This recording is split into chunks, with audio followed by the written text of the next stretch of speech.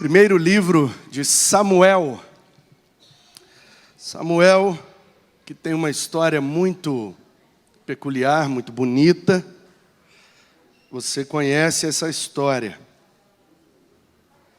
Mas antes do livro de Samuel entrar, de fato, na história de Samuel, ele fala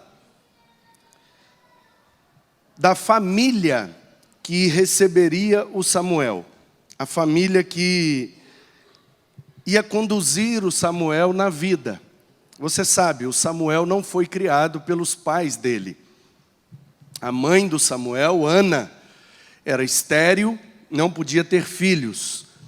Então ela foi ao templo e muitas vezes que ela foi ao templo, numa dessas vezes, ela decidiu pedir a Deus algo extraordinário. Então ela fez um voto com o Senhor, porque ela estava muito triste, porque o marido dela, o Eucana, tinha uma outra esposa, Penina, errado, mas tinha. Às vezes o pessoal acha que pelos homens terem duas ou mais mulheres no Antigo Testamento, de que lá naquele tempo Deus permitia. Não, Deus nunca orientou duas, senão ele tinha feito 2, 3, 5, 6 para o Adão. Se ele só fez uma, é porque a intenção dele sempre foi uma. A Bíblia revela o pecado e o desvio moral e pecaminoso de todas as pessoas. Então, se eles tiveram várias, tiveram errados, seguindo a cultura e o costume do seu tempo, do seu lugar, mas Deus nunca orientou, não existe um mandamento de Deus mandando o cara pegar outras mulheres e ter várias esposas. Isso era aceito culturalmente, mas não era algo aprovado por Deus. Acho bom deixar claro isso, né? E a menos que, e existia sim na lei de Moisés, o casamento levirato, que era um parente próximo resgatar uma mulher viúva. E a intenção dessa lei, e é muito bonito a gente perceber essa lei no Antigo Testamento, porque muitas pessoas fazem uma leitura da Bíblia que é anacrônica, ou seja, não está de acordo com o tempo em que o texto foi escrito. Então, se eu for ler a carta de Pero Vaz de Caminha, quando ele chegou aqui vindo de Portugal e escreveu para lá, eu não posso ler a carta do Pero Vaz de Caminha sem me lembrar que ele escreveu aquilo há 500 anos atrás. Era um português que chegou no Brasil, estava mandando notícia de como tinha sido a viagem e do que ele tinha encontrado aqui. Então, ler a carta do Pero Vaz de Caminha como se ele tivesse escrito ontem é um anacronismo. Às vezes a gente faz muito isso com a Bíblia. A gente lê a Bíblia como se fosse um livro brasileiro, como se fosse um livro contemporâneo do século XX, do século XXI. Não, irmãos, a Bíblia, principalmente o Antigo Testamento, tem mais de 3.000 anos. Essa parte aqui, por exemplo, que a gente está lendo agora, a história de Samuel, na verdade, do sacerdote Eli, dos seus filhos, é uma história de 3.000 anos atrás. Então, nós estamos falando de um negócio que acontecia lá na Palestina, ali nos arredores de Ramá, perto de Betel, na região ali de Samaria. Então, nós estamos falando de um negócio de 3.000 anos atrás, lá daquela região, lá naquele lugar. Até hoje, existem costumes morais e éticos e culturais muito diferentes do nosso, hoje em dia. Então, se você for para o Oriente hoje, o Oriente Médio, ali onde essas histórias bíblicas aconteceram, hoje, 2024, se você chegar lá, aqueles povos que habitam ali têm costumes, culturas e ética totalmente diferente da nossa aqui do Brasil. Hoje em dia, imagina 3.000 anos atrás. Então, na lei de Moisés, acho bom frisar isso, porque tem uma turma que quer bater na Bíblia, dizendo que a Bíblia é isso ou aquilo, etc. É verdade que tem gente que usa a Bíblia para ser isso ou aquilo e etc.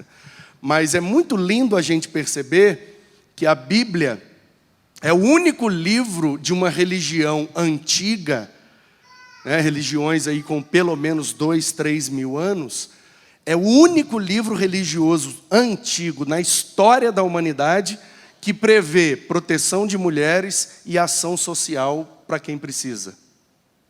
Na lei de Moisés, de 3.500 anos atrás, já tinha orientações de que no final da plantação, aquilo que ficasse na beira do terreno não era para colher, era para deixar para um estrangeiro ou para um faminto. Ação social. 3.500 anos atrás, Deus, através da lei de Moisés, se preocupando com quem passava fome. Tem também essa lei do casamento levirato, como Boaz pegou Ruth para ser esposa dele, porque ela era viúva, e eles eram parentes. O Boaz era parente do Elimeleque, então eles eram todos de Belém, da tribo de Judá. Então, ele tinha na lei essa possibilidade, o chamado casamento levirato.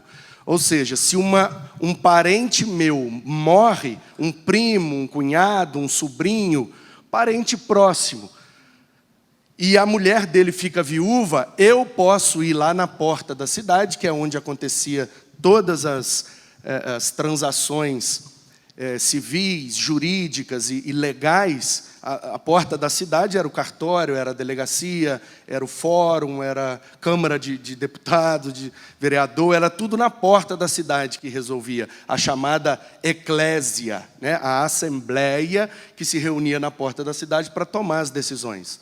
Então, eu podia ir lá na porta da cidade, como Boaz fez com Ruth, comprovando pela minha genealogia que o marido falecido é meu parente próximo, então eu posso pegar essa viúva e levar para minha casa como minha esposa. Mas isso não significa que era obrigatório ter relação de intimidade com essa mulher. É por isso que a gente às vezes não entende, porque a gente se esquece que a Bíblia foi escrita nesse tempo e lá naquele lugar. Portanto, as mulheres não trabalhavam, não sabiam ler, não sabiam escrever, não tinham profissão. Então, se uma mulher ficasse viúva, ela dependeria dos seus filhos. E se ela não tivesse filhos, é por isso que aquela viúva de Naim, Naim é o nome do lugar, não é o nome do marido que morreu. Aquela mulher estava desesperada. Por quê? Ela perdeu o marido, perdeu a sua principal fonte de sustento. Agora ela perdeu o filho. Ou seja, ela vai ter que mendigar ou se prostituir para sobreviver.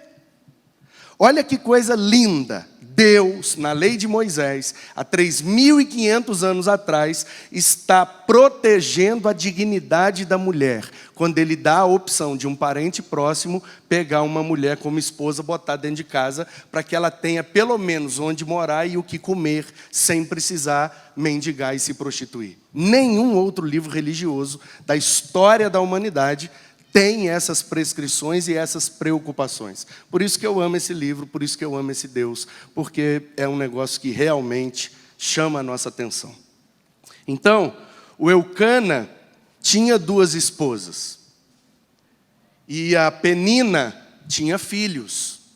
E a compreensão que eles tinham naquela época é que se uma mulher não tivesse filhos, isso era um sinal de que ela era amaldiçoada. Era a compreensão deles. Não quer dizer que isso está certo. Não quer dizer que Deus amaldiçoou algumas mulheres para não terem filhos. Não, não, definitivamente não, mas era assim que eles entendiam. Inclusive, eles concluíam que quanto mais filhos uma pessoa tivesse, mais abençoada ela era. Era a maneira deles de compreender a bênção de Deus através da fertilidade. E a Ana, imbuída nessa cultura e nessa cosmovisão, ela então é levada a acreditar que ela é amaldiçoada porque ela não consegue gerar filhos. E aí um dia ela está no templo, na verdade ainda era um tabernáculo, né? Era templo no sentido de lugar de culto, mas não era... o templo de Salomão seria construído 100 e poucos anos depois. Então ali o sacerdote era o Eli. Ele era o sacerdote do templo, o sumo, sacerdote, ou o sacerdote líder, porque todos da tribo de Levi podiam ser sacerdotes. Então, nem todo levita era sacerdote, mas todo sacerdote era levita, porque era uma exigência. Para ser sacerdote, tem que ser da tribo de Levi. Mas existiam levitas que não eram sacerdotes. E eles então serviam no templo, e eles sempre tinham um líder, chamado futuramente de sumo sacerdote. E o Eli é o cara que está liderando, como se fosse o pastor presidente daquele tempo, em Betel. E aí vem aquela família para o culto, e o Eli percebe que uma esposa está bem feliz com os filhos, e a outra estava muito triste. De repente ela começa a orar, e ela começa a demonstrar que ela não estava bem. E o Eli achou até que ela estava bêbada, que ela estava passando mal. Alguma coisa está acontecendo com essa mulher, ela não está normal. E ela estava angustiada, ela estava triste, porque ela queria engravidar e não estava conseguindo. Então, ela decidiu, naquele culto, pedir algo extraordinário para Deus. Se Deus abençoasse ela com um filho, que ela ia devolver o menino para que ele fosse criado lá no tabernáculo, junto com os sacerdotes e principalmente com o sacerdote Eli. Então ela faz a sua oração e vai embora, e depois ela engravida, e quando o menino nasce, ela dá o nome dele de Pedido a Deus. Como é que é o nome desse menino? Pedido a Deus. Eu pedi ele a Deus e Deus me deu. Então é Shamuel. Pedido a Deus. Então por isso que ele tem esse nome, Samuel. E aí ela leva ele, entrega nas mãos do sacerdote Eli e diz: olha, eu fiz um voto, Deus me concedeu, então eu estou cumprindo o meu voto. Toma aqui o bebê, faz o que você quiser. Estou entregando para Deus. E vira as costas e vai embora. E ela tem outros filhos depois. E aí esse menino é entregue nas mãos do sacerdote Eli e é um filho de criação do sacerdote. Só que ele já tinha 2 filhos, que estavam na idade já de juventude.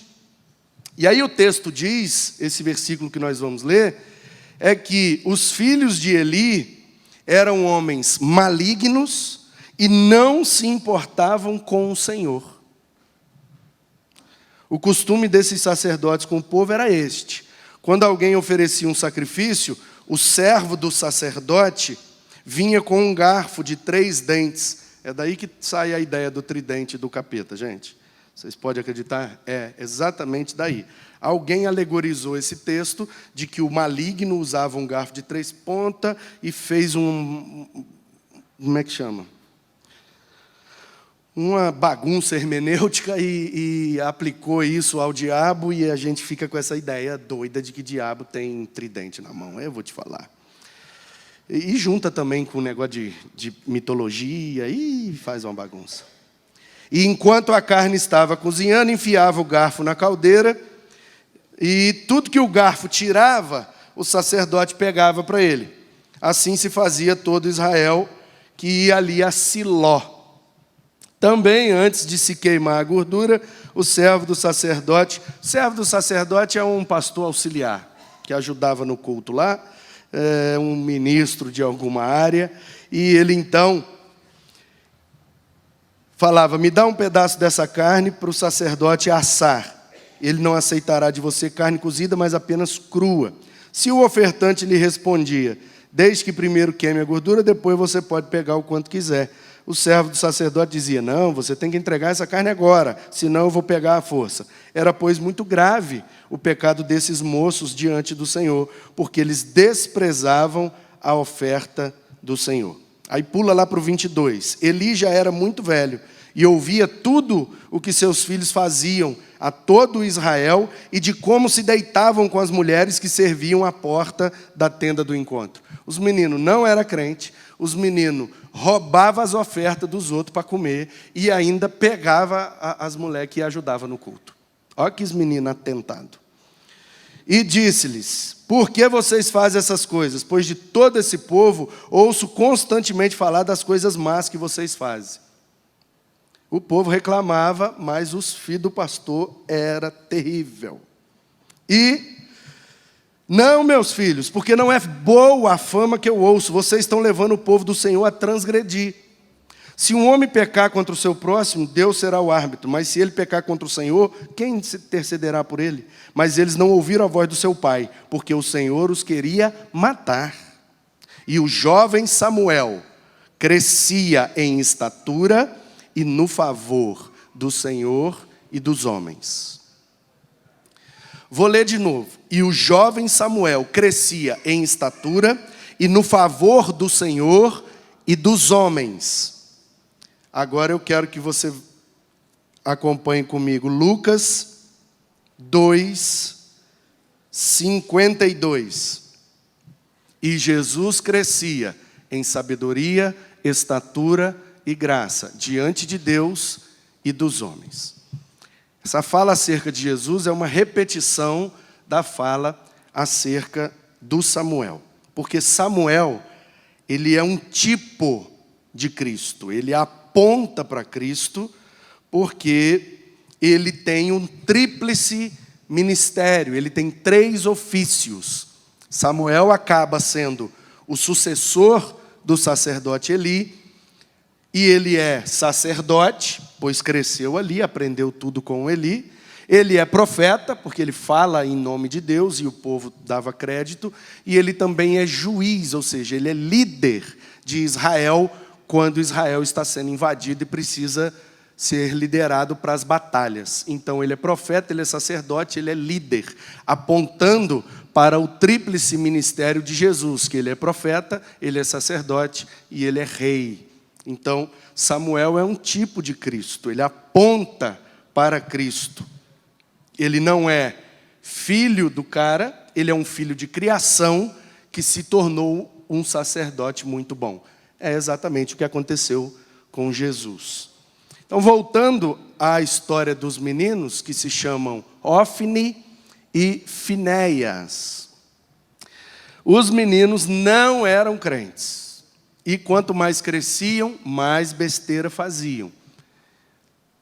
E aí eu quero chamar a sua atenção para o versículo 12, de 1 Samuel 2, que diz: os filhos de Eli eram homens malignos, não se importavam com o Senhor. E aí lá embaixo, lá no 25,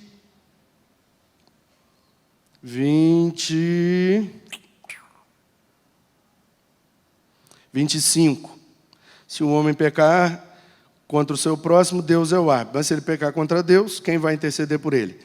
Olha só, mas eles, Ofni e Finéias, eles não ouviram a voz do seu pai, porque o Senhor os queria matar. Nesse mesmo livro, diz que um espírito mau da parte do Senhor possuiu Saul. Aí depois dos persas, a humanidade entendeu que espírito mau é um grupo que está em batalha contra um grupo de espíritos que é bom. A essa batalha espiritual entre o bem e o mal, a filosofia chama de dualismo. O primeiro povo que pensou em batalha espiritual nessa perspectiva dualista foram os persas. Isso influenciou muito os gregos, que influenciou diretamente o Novo Testamento.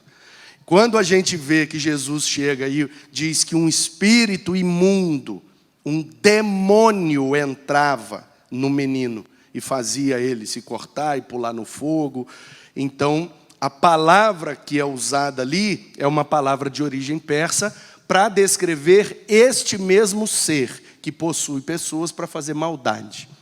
Mas nesse tempo aqui, antes dos persas, e 1000 anos antes do Novo Testamento, a compreensão deles é: tudo vem de Deus, seja bom, seja ruim, Um espírito bom, veio um anjo e me ajudou. Veio de onde? Veio de Deus. Um espírito mau apareceu e me prejudicou. Veio de onde? Veio de Deus. Era assim que eles entendiam. E em última instância, na perspectiva criacionista, eles não estão errados. Porque se são espíritos malignos, porque se tornaram rebeldes contra Deus, foram criados por Deus. Eles não são eternos como Deus. Eles foram gerados, criados num ambiente eterno, mas eles não são eternos. Então eles foram criados por Deus. Significa que nessa última instância, eles vêm de Deus, porque Deus criou a todos. Porém, o que eles estão dizendo aqui não é que eles são criados por Deus. É que realmente Deus, quando queria punir alguém, enviava esse espírito maligno. A Bíblia está errada e se contradizendo. Não, é a compreensão do homem que de 3000 antes de Cristo, depois de passar pelos persas, pelos gregos, chegando ali no tempo do Novo Testamento, 1000 anos depois, a compreensão humana expandiu. E como a revelação de Deus é progressiva, as gerações futuras vão entendendo mais sobre as coisas de Deus do que as gerações passadas. Por que eu estou dando essa introdução bem grande e tocando nesses pontos conceituais? Porque se você não tiver com tudo isso bem organizado na sua cabeça, tem grande chance de você não entender a mensagem dessa noite. Por quê? Lendo esse texto, existem pelo menos 2 abordagens.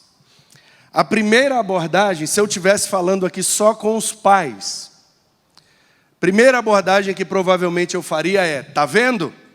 Filho de crente não é crente. Tá vendo? Filho de pastor não é pastorzinho. Filho de salvo não é salvinho.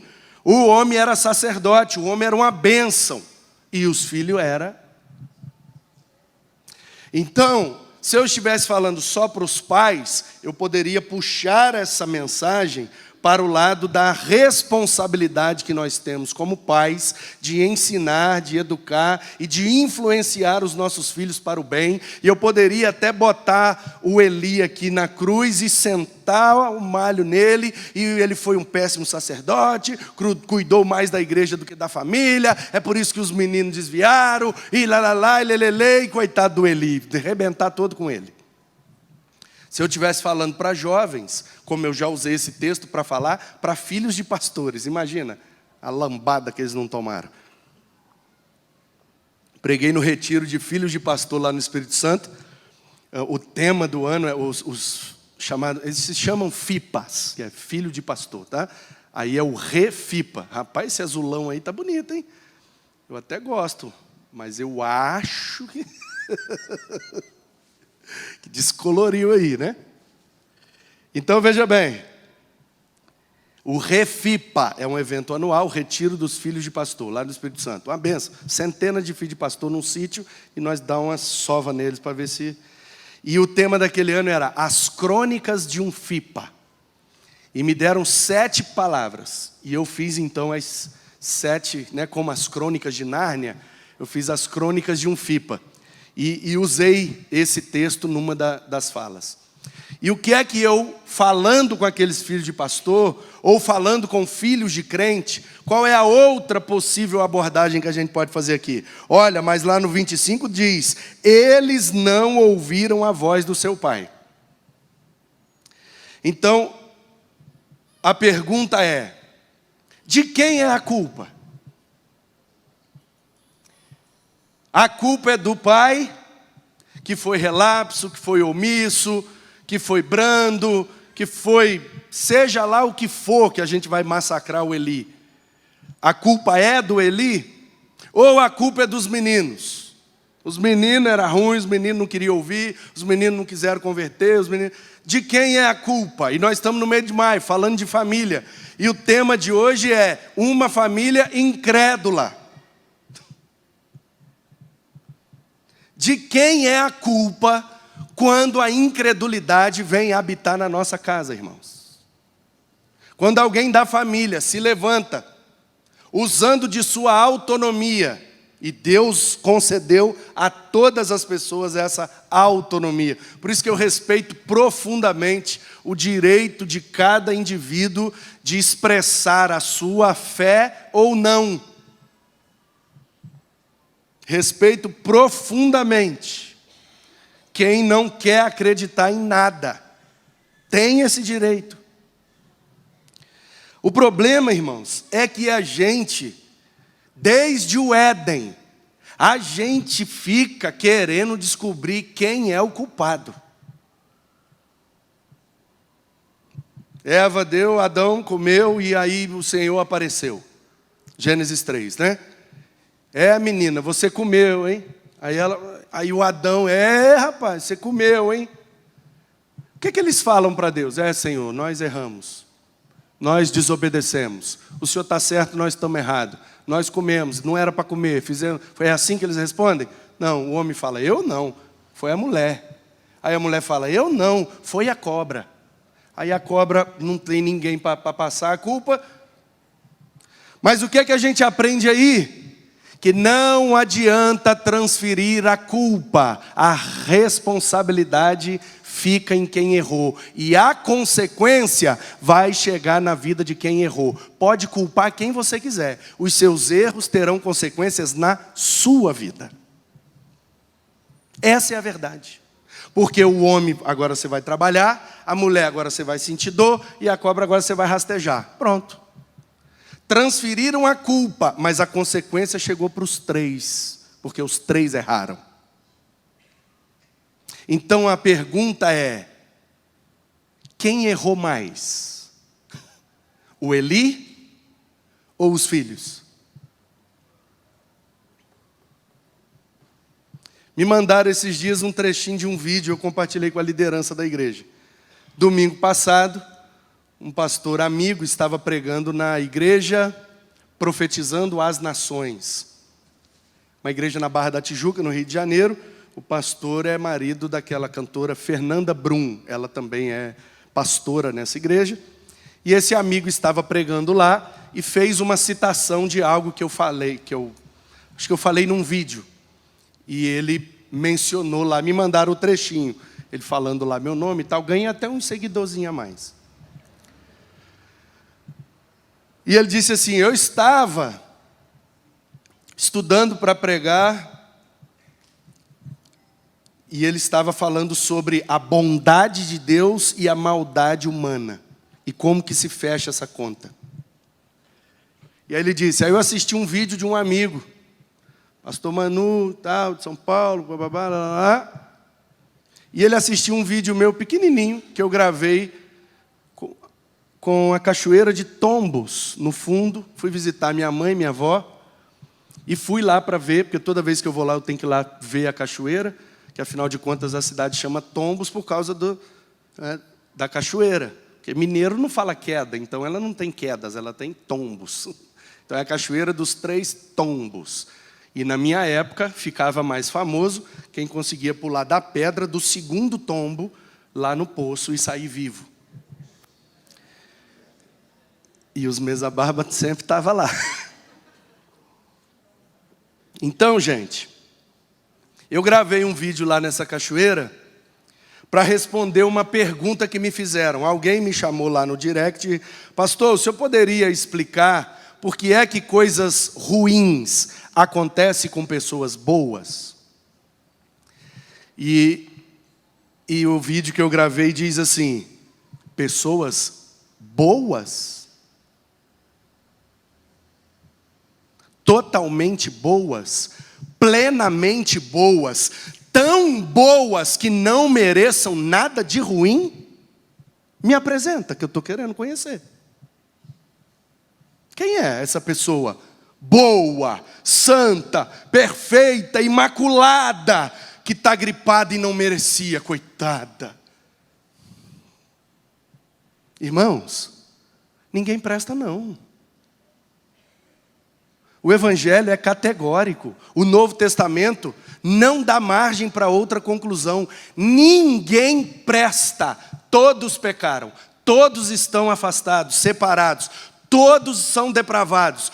Todos têm natureza pecaminosa, com uma lista gigantesca de obras da carne, que cometem todos os dias. Aí agora eu, um pecador de 1,95 m, imagina o tanto que não peca um homem de 1,95 m. Ah, não pode nada acontecer comigo. Ai, por que isso chegou na minha casa? Ai, meu Deus, a incredulidade na minha casa. Olha só, cadê o Mateus? Não está no culto, aí está na faculdade. Está vendo? Está na faculdade, devia estar aqui no culto. Porque tem que buscar primeiro a Deus, as outras coisas é acrescentado depois. E o Manuzinho que também não está, que saiu para se divertir. Ó, para você ver, misericórdia. O Manuzinho não está aqui no culto. Ai, meu Deus, a esposa está pelo menos, aleluia, glória a Jesus. Você que não viu é porque ela chegou um pouco atrasada, que ela estava fazendo o exame lá no Tatuapé e veio de trem e chegou, aleluia, para salvar a minha mensagem.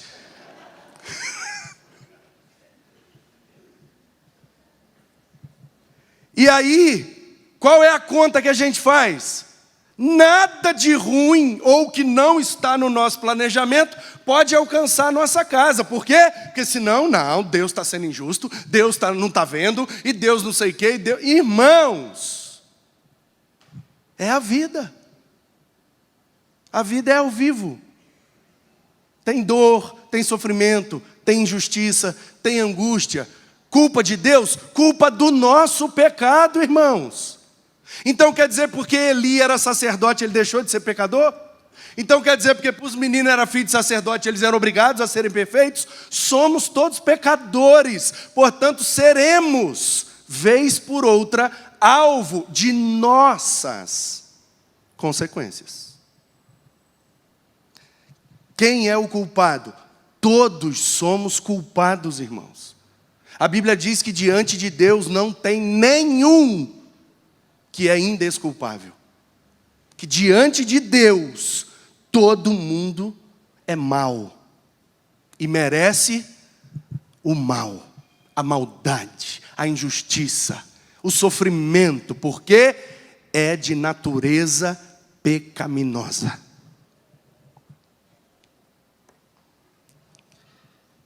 E a gente precisa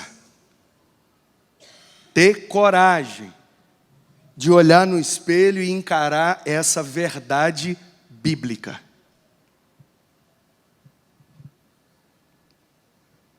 O sacerdote Eli era um pecador, assim como os seus filhos.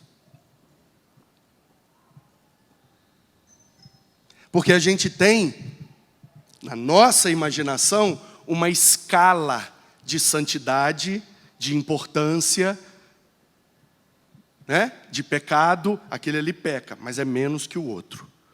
Aquele ali é crente, mas é mais do que o outro. Aí a gente vai fazendo na nossa cabeça essa hierarquia que só existe na nossa ilusão de crente religioso que quer medir as pessoas pelo que vê delas. Todo mundo é pecador, irmão. Desculpa te dar essa notícia. Mas diante de Deus, não tem ninguém melhor, não tem ninguém pior. Todo mundo é pecador igual. E se receber algo de ruim, merece.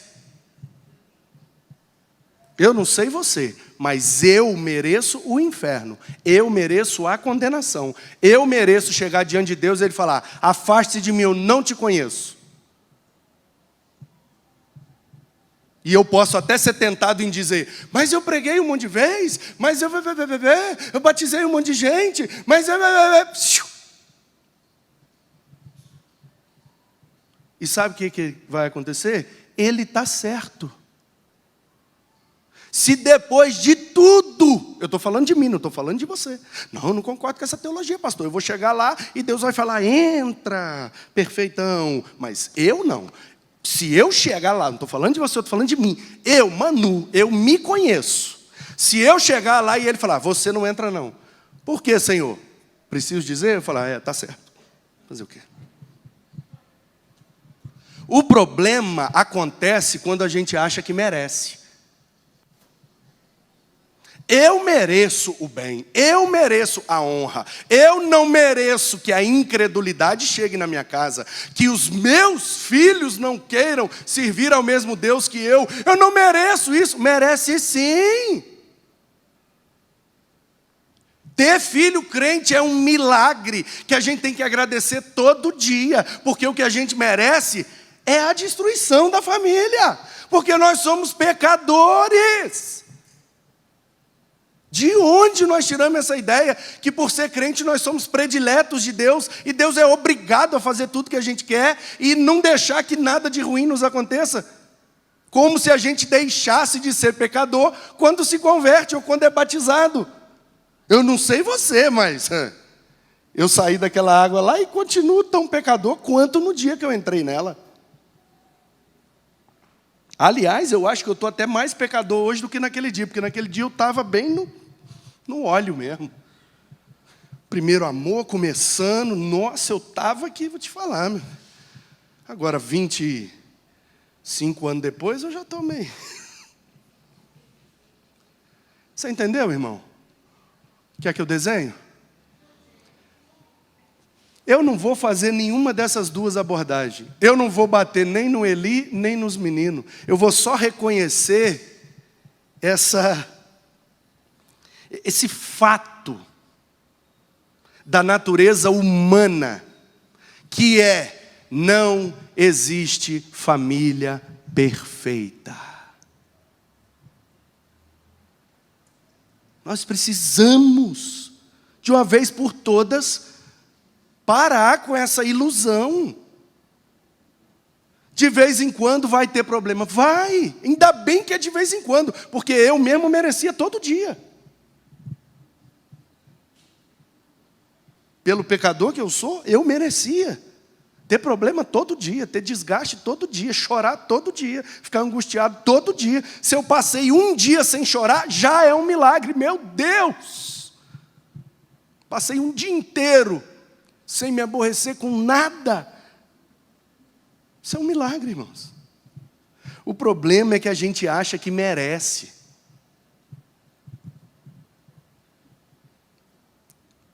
Eu não mereço.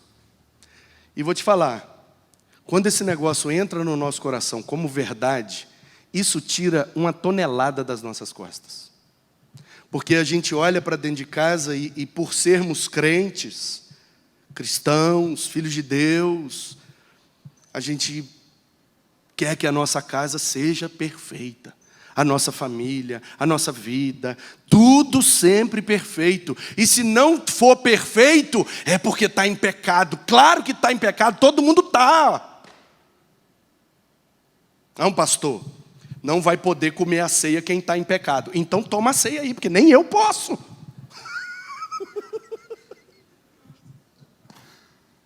Entendeu, irmão? Porque aqueles religiosos, olha o nível de idiotice. Nós queremos saber por que você come com pecadores. E Jesus é top mesmo, porque se fosse eu respondia, porque senão eu vou comer sempre sozinho, idiotas. Eu não quero comer sozinho. Não é? Por que você come com pecadores? Porque só tem pecador para eu comer. Vocês são pecador religioso, eles são pecador sem religião. Só essa a diferença. Se Jesus não come com pecador, ele só come sozinho. Então, eu tive um problema no meu casamento. Eu mereço, eu não sou um marido perfeito mesmo não. Se Deus restaurar e mudar o coração e a Ana Paula quiser morrer comigo ainda, é um milagre que eu vou passar todo dia agradecendo. Eu mereço ter filhos rebeldes, desobedientes, que vão me desonrar na vida. Por quê? Porque eu os criei de forma pecaminosa, errei demais com eles. Portanto, se isso não acontecer, é um milagre da graça de Deus. Eu não merecia. Ele fez porque Ele é gracioso. E esses meninos ainda não me fazem passar vergonha. É um milagre que eu vou passar todos os dias agradecendo. A gente precisa mudar esse negócio na nossa cabeça. Ao invés de achar que a gente merece e ficar reclamando do que é ruim, entender que a gente não merece e passar a agradecer o que é bom. Uma semana que meus filhos não me deram dor de cabeça. Oh, Jesus, conserve. Obrigado, Senhor. Por quê? Porque eu não mereço. Eu não mereço ser honrado pela minha esposa, ser honrado pelos meus filhos, ser honrado pela membresia da igreja que eu pastoreio. Eu não mereço. Por quê? Porque eu sou pecador.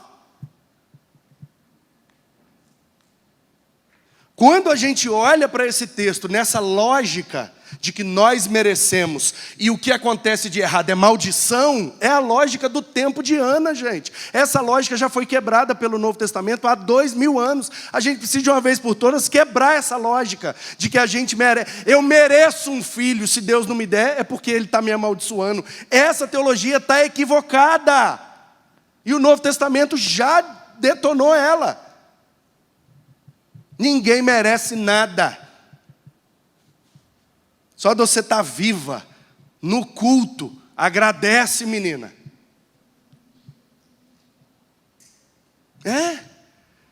Então, qual é a minha mensagem hoje? É essa. Uma família incrédula. Quem são essas famílias incrédulas? Todos nós. Por quê? Porque a gente é incrédulo em relação ao nosso pecado. A gente até acredita que Deus é santo, mas a gente não acredita que nós somos pecador. Não, no fundo eu mereço, né? Eu mereço, claro que eu mereço. Olha o que eu abri mão, olha o que eu renunciei. Olha só, plena quarta-feira, eu cansado desse jeito, estou aqui sentado. No fundo a gente acha que merece. Por quê? Porque a gente é incrédulo em relação ao que nós de fato somos. Todos pecaram, estão destituídos da glória de Deus. Todos temos obras da carne, pecados diários, contínuos, repetidos, que a gente vai morrer lutando contra. Se o apóstolo Paulo olhava no espelho e dizia, aí ó, o maior pecador que eu conheço.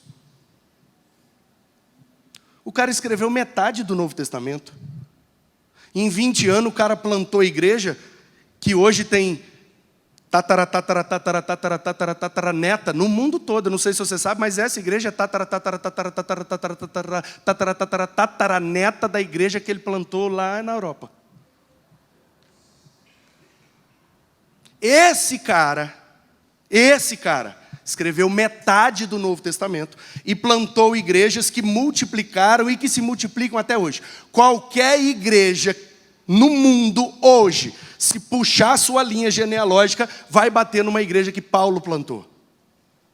Esse cara fala assim, quem me livrará do corpo dessa morte? O bem que eu quero, eu não faço. E o mal que eu não quero, toda hora. Se esse cara falou isso dele mesmo, eu não tenho coragem de botar meu joelho no chão e reclamar com Deus achando que eu mereço alguma coisa. Eu mereço o quê, pelo amor de Deus? Esse cara foi preso, esse cara tomou pedrada, quase morreu um monte de vezes. E eu ando de carro com ar-condicionado. Vou pregar lá, vou de avião.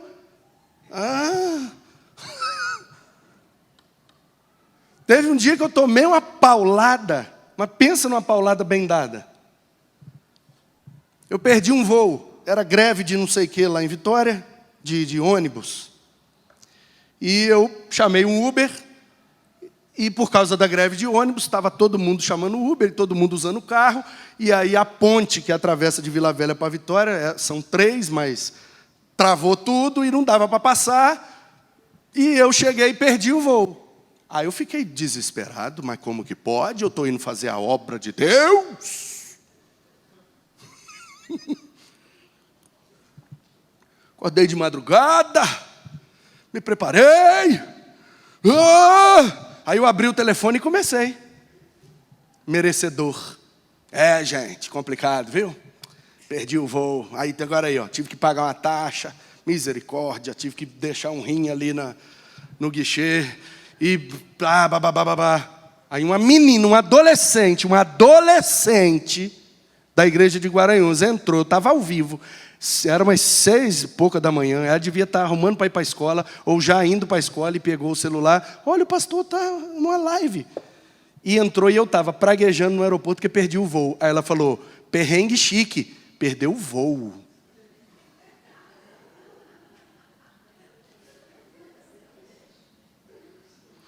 Aí eu desliguei a live e fui para o banheiro, olhei no espelho e falei, você é um vagabundo mesmo.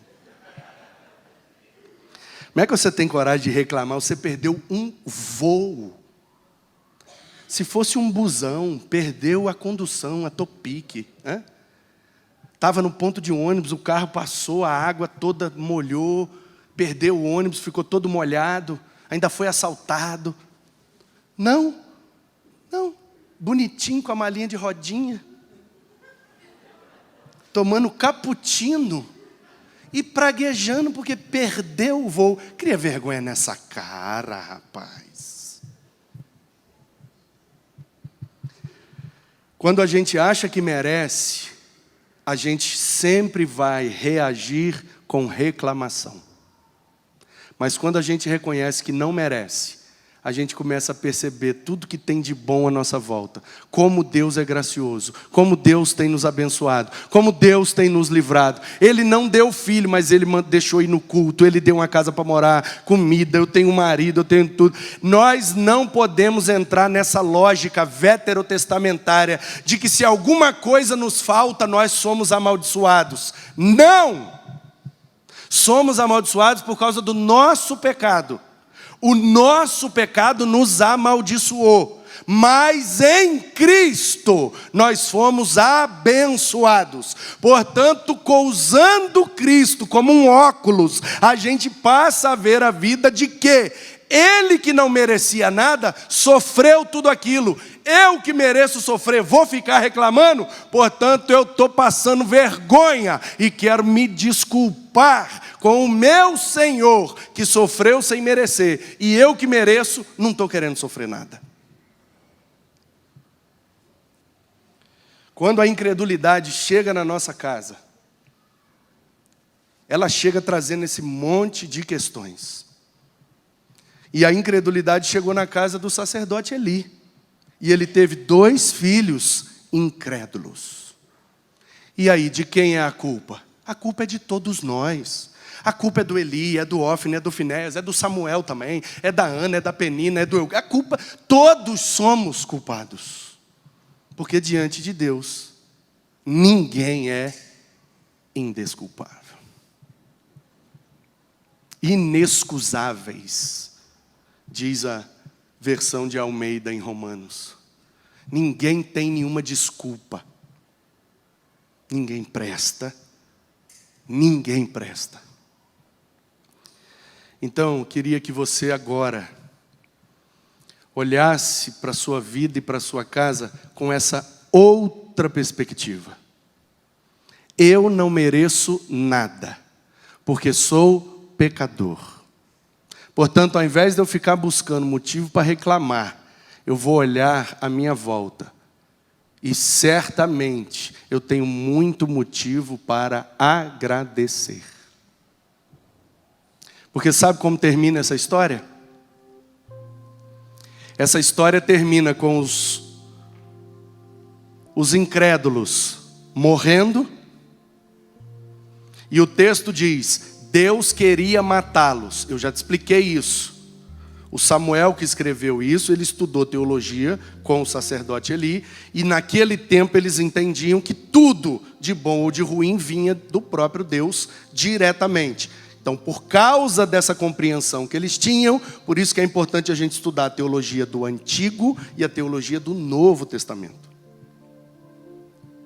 Então, por causa da compreensão que o Samuel tinha 3.000 anos atrás, ele escreveu, Deus queria matar os meninos. Hoje, porque o Samuel não tinha a Bíblia inteira, o Samuel só tinha a lei de Moisés. E só com a lei de Moisés, não dá para concluir por que esses meninos morreram. Porque Deus quis. É Ele que faz, é Ele que desfaz, é Ele que abre, é Ele que fecha, é Ele que... Então, foi Ele. Só que nós temos a Bíblia inteira.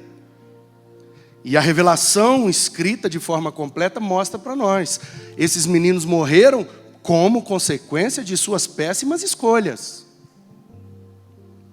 E afinal de contas, todos nós vamos morrer também.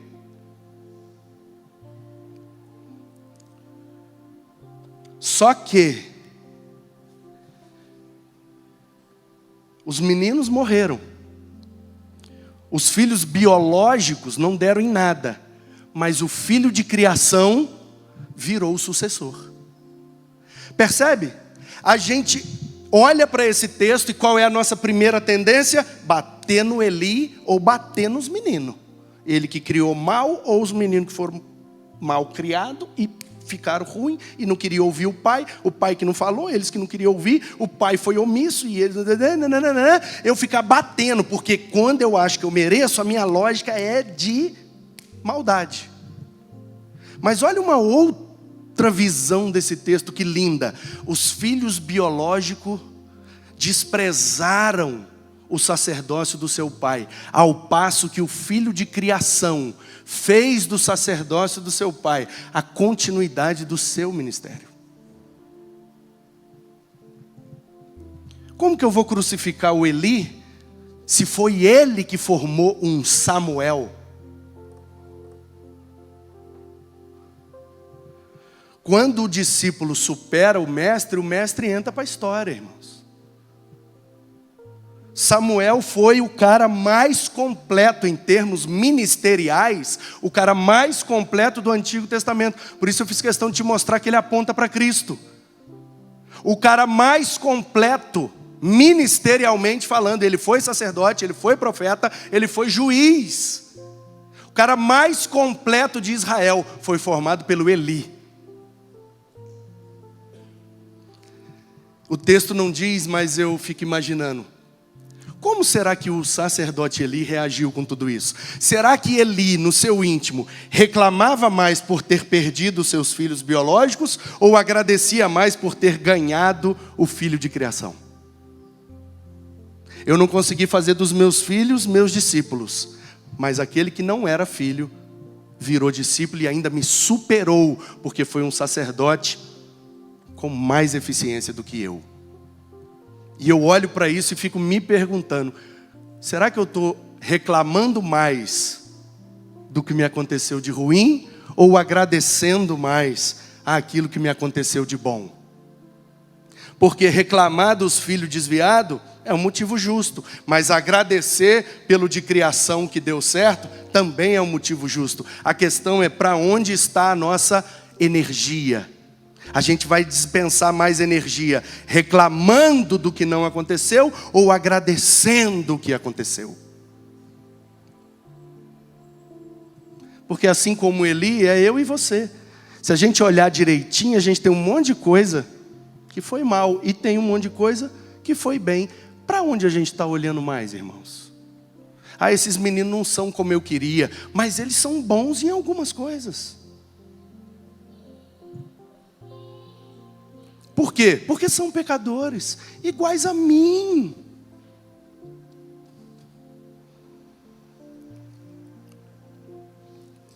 E eu encerro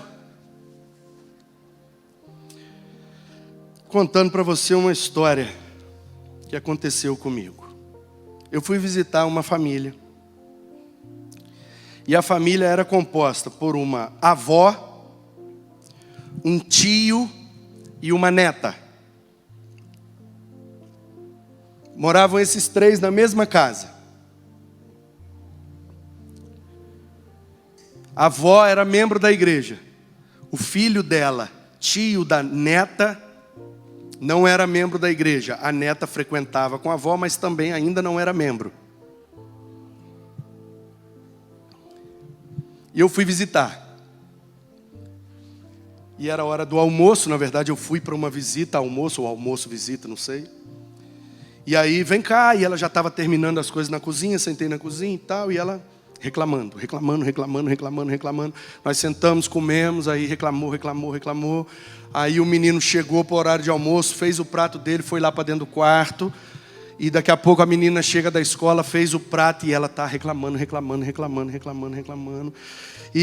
Aí a menina chegou, aí ela começou a reclamar da roupa da menina. E reclamar. E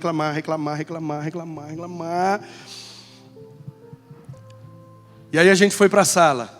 E aí e a menina veio, foi ficando sem graça. E e ela foi falar, porque ela, né? Contando as histórias. Ela, vou te mostrar. E ela entrou num detalhe de uma história, que eu não posso dar muito detalhe, senão a turma que está ouvindo vai identificar.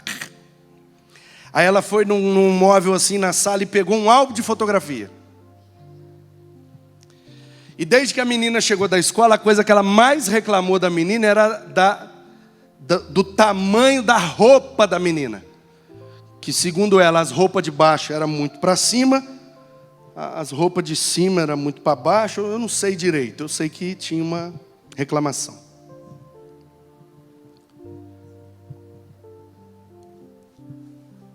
Aí eu estou vendo o álbum de fotografias das histórias que ela estava contando. E de repente, entre uma página e outra do álbum, sempre tem umas fotos soltas no meio de um álbum, já viu? Sempre tem. Aí tinha uma solta bem amarelada assim, que parecia ter uns 40 anos a menos do que as que eu estava vendo. E as que eu estava vendo já era da década de 80. E aí de repente, quando eu passei, a que estava solta fez... porque tinha um ventilador na sala. E eu, peguei. Quando eu peguei a foto, eu vi a neta, escrita, esculpida em Carrara. É assim que se diz. Cuspido e escarrado. Que isso, gente? Que nojeira.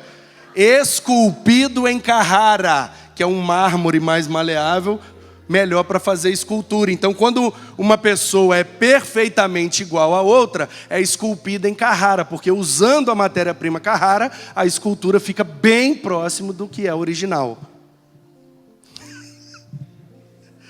Quando eu olhei a foto, eu olhei para a menina e eu falei, é a neta. E sabe o que é que me surpreendeu? Era a roupa da neta. Porque a parte de baixo era para cima e a parte de cima era para baixo.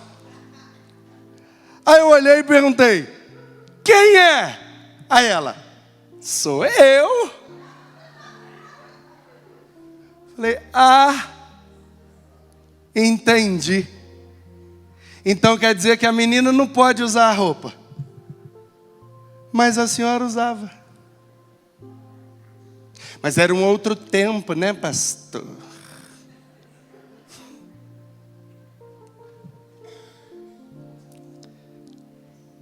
Agora vê se tem cabimento. O diabo louro reclamar que os filhos são bagunceiros. Não tem a menor lógica. Mas quantas não foram as vezes que eu me senti merecedor, digno, santo e reclamei deles. E eles são muito menos do que eu.